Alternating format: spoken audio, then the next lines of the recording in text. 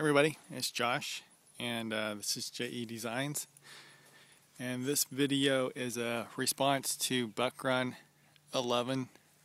He's having a contest. He's about to get 100 subscribers and everything, and winners for his contest, you do a video response and show off your gardens, what you've learned, what you're going to do next year, and he's got some pretty good canning books and supplies that are your prizes. So here's my response to him, and this is the garden. It's been a while since I've updated it, and it's the 4th of July. You'll probably hear fireworks going off. Alright, I got 3 beds here. This one, and that one.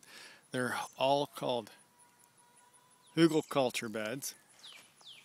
You can go to permies.com or just look up Paul Wheaton on YouTube, and you can hear my rooster. He's just starting to crow. Learn about hugelkultur. Basically, I tilled up the gardens. That I came out here with a pick and dug down more, broke up the soil even more. Then I threw got this little forest back here, and I cleaned it up. Had a lot of stuff that fell over during the winter. I took a lot of the branches and stuff, and I buried them down here. Put leaves on top, hay, or not hay, straw, and some horse manure compost, and then sawdust and grass and everything.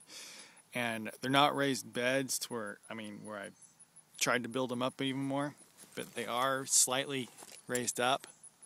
That's just because that area is not walked on, and it's got all that extra organic material and everything in it. In between the beds, this whole area kind of slopes down to a creek that's back there.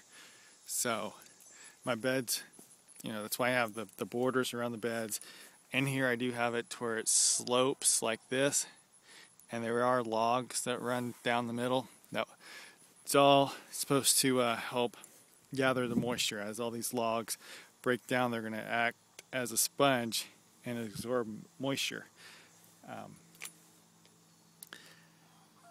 We just moved out here last year, and this is my father-in-law's property. We're staying out here while my wife's going to school right now. So it's kind of live and learn. There's lots of problems I've been having. Grasshoppers were really bad last year. My water source is clear up there at the house. So doing everything I can to make this where it's somewhat drought resistant on its own. I got tomatoes. These are all volunteers, and I had quite a few heirloom varieties last year, so I'm not exactly sure what all I got, but I'm starting to get tomatoes. We just got back from vacation. The garden was really kind of looking dry. Luckily we had some rain last night, but I watered it when we got back. I planted some sage that I picked up for 49 cents at the local grocery store. I got some basil that's over there. Got zucchini here, but I got aphids all over it. I've got to wash it off, see if I can knock them back. This garden here, it's got basil, it's got some cayenne pepper, it's got cucumbers over here. These are all Rutgers tomatoes. Rutgers over here, watermelon patch, more jalapeno or bell peppers, I can't remember. And then this is a purple Cherokee tomato. And over here we got our potato bed. I harvested some that died here just the other day. I got about 4 potatoes out of here. Not a whole lot, but they were like an Irish gold or something like that. Probably got some more I'll be harvesting down here.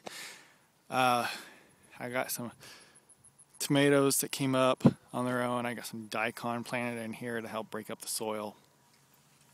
I think next year what I want to do is get some clover or something, and I'll plant that all along between the beds, and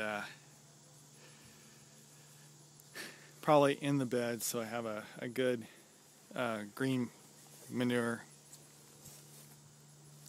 Over here I got elderberries.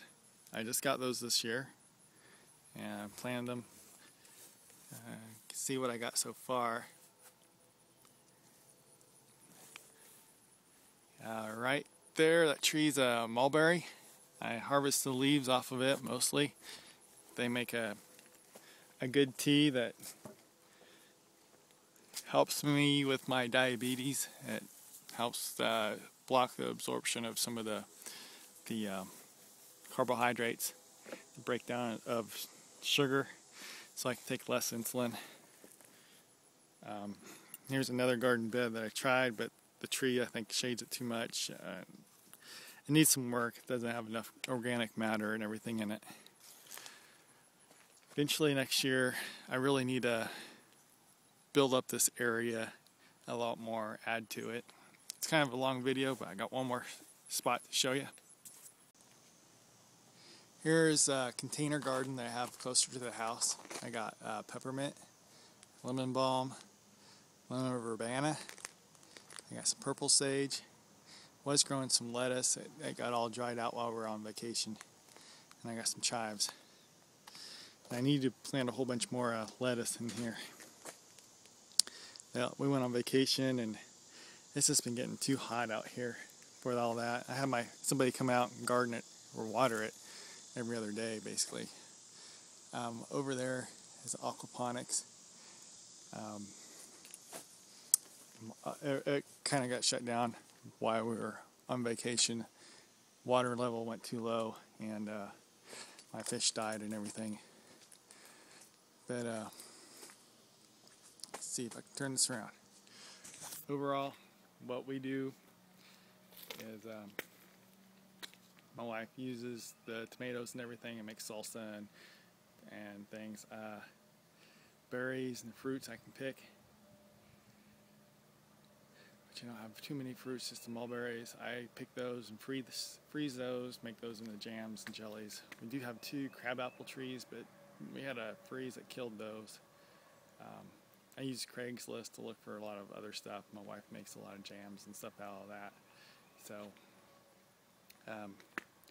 overall, my long-term goal is to get our own property and have a small orchard and a bigger garden, greenhouse and everything. We've talked about putting a greenhouse out here someplace anyway, so it'll probably be out there somewhere.